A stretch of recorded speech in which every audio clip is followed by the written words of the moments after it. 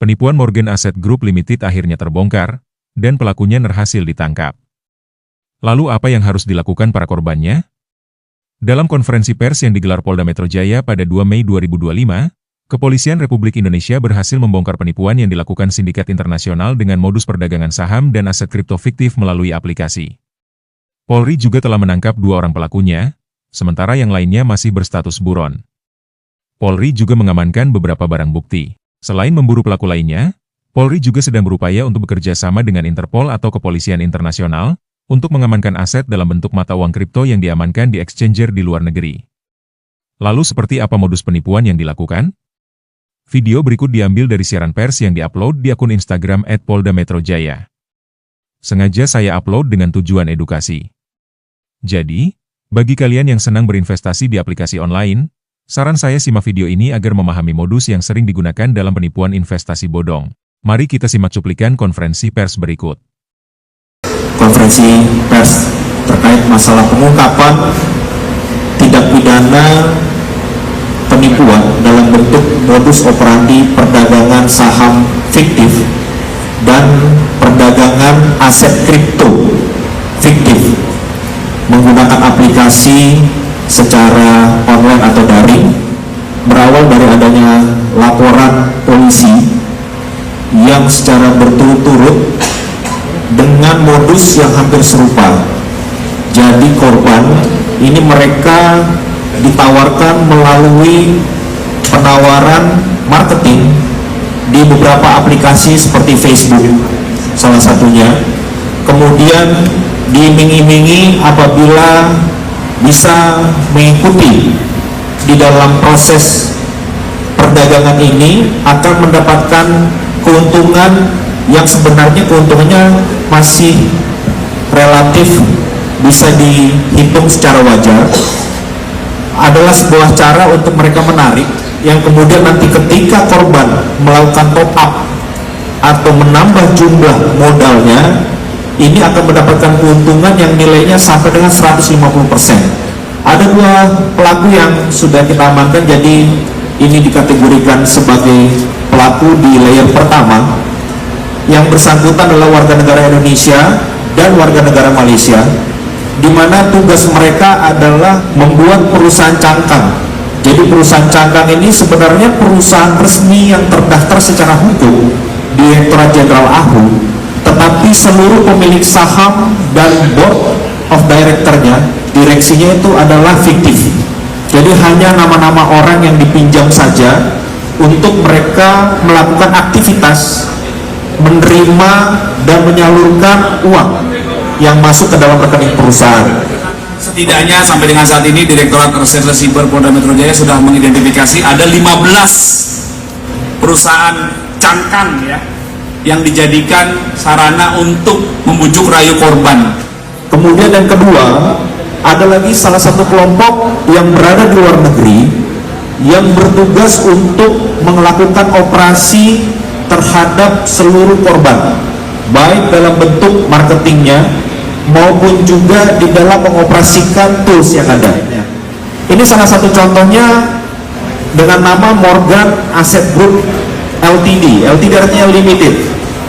Mereka ini menawarkan perdagangan saham yang menyerupai nilainya ketika itu dilakukan aktivasi sama seperti perdagangan di pasar bursa. Jadi nilainya sangat mirip, karena ini kita duga saat ini yang bersangkutan atau pelaku menggunakan beberapa teknologi yang juga mengcopy dari kegiatan yang sebenarnya. Jadi maksudnya ada perdagangan saham real, ini mereka melakukan perdagangan saham yang palsu. Kemudian tampilan kedua, ini adalah perdagangan aset kripto yang nilainya juga sama. Mereka bisa dilihat up and down beberapa jenis-jenis kripto di sana bisa kita lihat. Itu di dalam jam saat yang bersamaan ketika kita melakukan cross check. Ya, jadi misalnya salah satu contohnya Bitcoin. Bitcoin nilai rupiah atau nilai US-nya berapa, itu akan sama yang ditampilkan di aplikasi ini dengan yang bisa kita lakukan checker di tempat aplikasi-aplikasi yang lain. Nah, inilah yang membuat para korban ini sangat yakin Dan ada beberapa dari korban-korban ini yang sudah melakukan withdraw atau penarikan. Jadi ketika mereka memasukkan uang senilai 500 juta, akan dihitung keuntungan 150%-nya, mereka boleh untuk menarik. Dan itu diberikan oleh pelaku untuk memberikan ketertarikan. Setelah mereka melakukan withdraw, kemudian akan ditawarkan, mau nggak menjadi grup yang eksekutif dengan nilai limit minimal 1 miliar ya, atau 100.000 mata uang Singapura atau mata uang dolar. Jadi itu yang mereka tawarkan, sehingga korban melakukan top up. Setelah itu mulai penipuan-penipuan yang berlaku disampaikan. Bahkan di beberapa aplikasi ini, salah satunya korban tersebut diyakinkan untuk mendapatkan pengajaran terlebih dahulu. Nanti ada seseorang yang sudah direkam secara video, ataupun kita duga yang merupakan menggunakan teknologi artificial intelligence, sebenarnya bukan orang wajah yang real, tetapi seolah-olah bisa untuk berbicara langsung.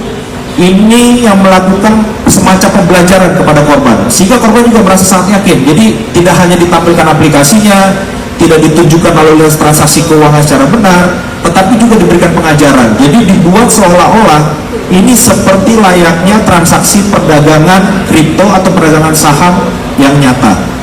Nah, kemudian dari dua pelaku ini kami mendapatkan keterangan informasi bahwa mereka memang melakukan operasi untuk pengumpulan seluruh data ini berada di luar negeri, di Malaysia, dan ini juga atas kerjasama dari Hupinter sekarang dalam proses pendalaman, dan kami juga akan meminta bantuan nanti dari Interpol untuk melakukan proses upaya paksa terhadap para target yang sudah ada di dalam data informasi kami.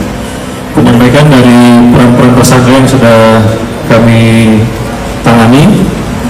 Jadi ada dua tersangka. Yang pertama inisial ICF, itu warga Malaysia, di mana warga Malaysia ini datang ke Indonesia untuk melakukan perekrutan terhadap tersangka satu lagi, yaitu SP yang merupakan warga negara Indonesia, di mana SP ini direkrut untuk mempersiapkan rekening juga PT-PT fiktif yang terdaftar, yang terdaftar di AHU.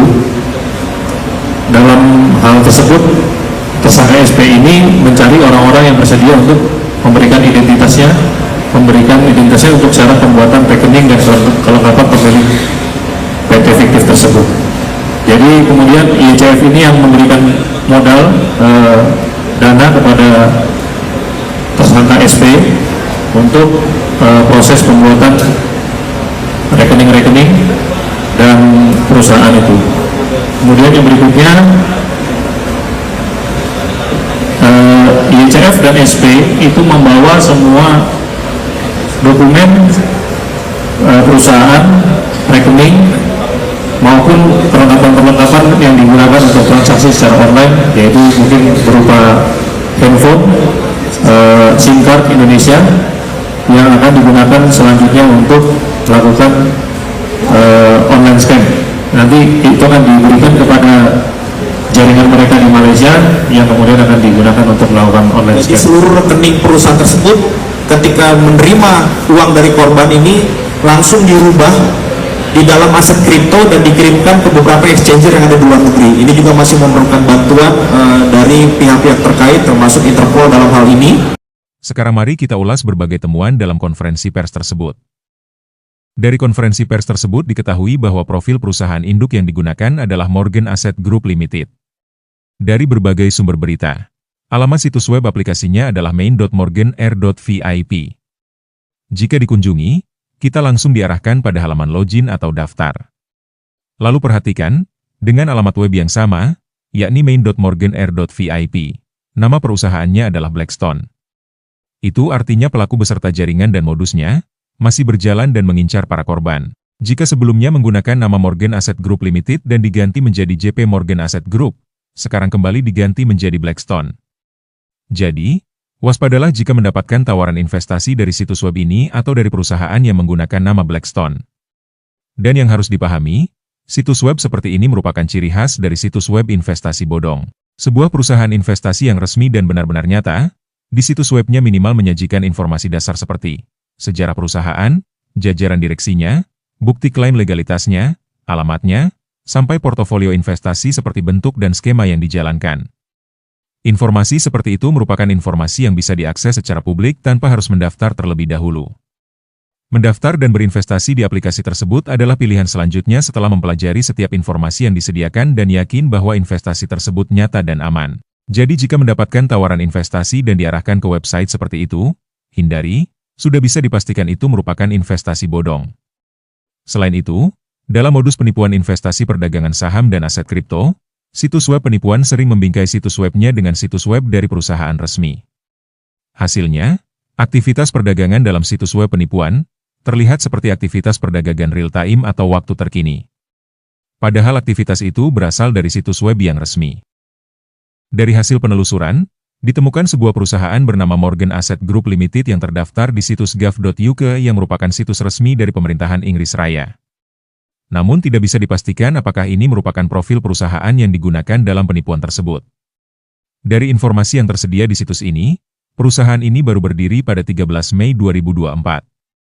Itu artinya, perusahaan ini belum berusia 1 tahun.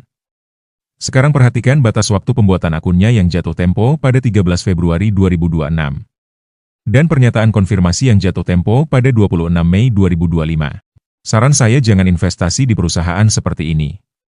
Modus ini sering digunakan oleh perusahaan-perusahaan fiktif yang sengaja didaftarkan untuk melakukan penipuan. Legalitas ini hanya modus untuk meyakinkan para calon korbannya. Segala informasi perusahaan ini hanya akan diketahui benar atau tidaknya, baru setelah jatuh tempo pembuatan akun dan pernyataan konfirmasinya. Itu sebabnya, jika ditelusuri di bagian sejarah pengarsipan, hanya akan tersedia informasi pendirian.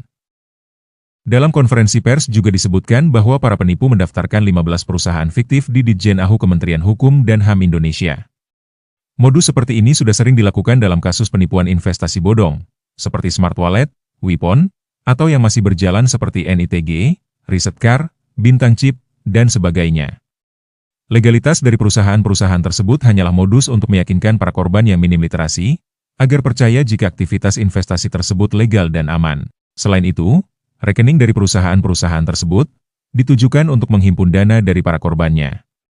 Jadi, jika kalian ditawarkan berinvestasi di perusahaan yang mengklaim memiliki legalitas seperti dokumen perseroan perorangan, perseroan terbatas, NPWP, nomor izin berusaha, atau dokumen perizinan berbasis resiko, namun tanpa izin dari otoritas jasa keuangan, maka bisa dipastikan itu merupakan penipuan. Banyaknya kasus investasi bodong yang menggunakan dokumen legalitas yang tidak sesuai dengan kegiatan investasinya, seharusnya menjadi tamparan bagi pemerintah Indonesia dalam mengevaluasi dan memperbaiki proses penerbitan izin-izin tersebut, yang seharusnya dilakukan dengan cara memverifikasi dan validasi apakah izin yang diajukan tersebut benar atau tidak. Dari konferensi pers tersebut, juga diketahui bahwa proses penyelidikan diawali dengan adanya laporan dari para korban. Menurut saya, ini merupakan paradigma pemberantasan aktivitas keuangan ilegal yang masih dominan menggunakan penindakan ketimbang pencegahan. Menurut saya, tindakan pencegahan jauh lebih penting daripada penindakan. Karena kalau sebuah investasi bodong sudah terlanjur menyebar luas dan memakan banyak korban, akan sangat susah untuk menyelamatkan dan mengganti kerugian yang terlanjur diderita oleh para korban. Untuk melakukan pencegahan meluasnya persebaran entitas ilegal tersebut, sebenarnya tidak begitu sulit. Karena penipuan seperti ini begitu banyak bertebaran di media sosial, baik yang disebarkan melalui layanan bersponsor seperti iklan di platform Meta Ads, maupun yang dibagikan oleh para pecandu Ponzi di berbagai grup aplikasi Ponzi. Yang dibutuhkan hanyalah keinginan, keseriusan, dan ketegasan dari lembaga-lembaga negara yang berwenang.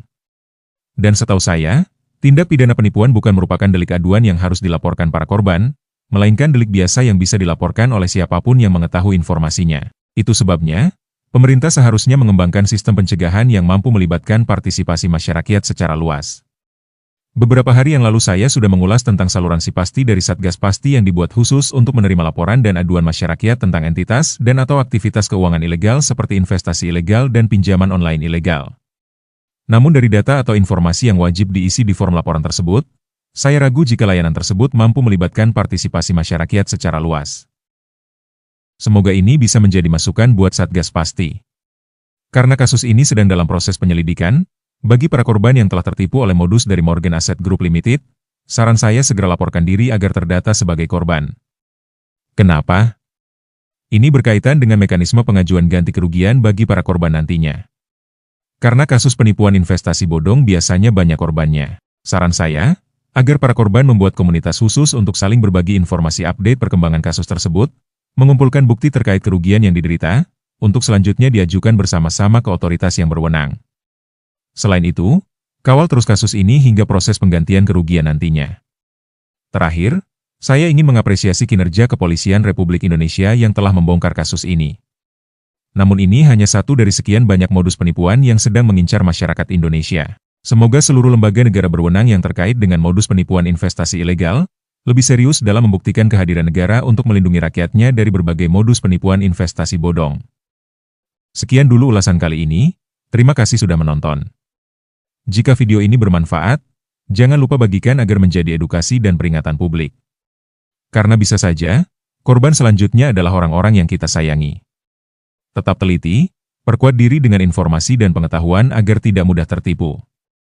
Sampai jumpa.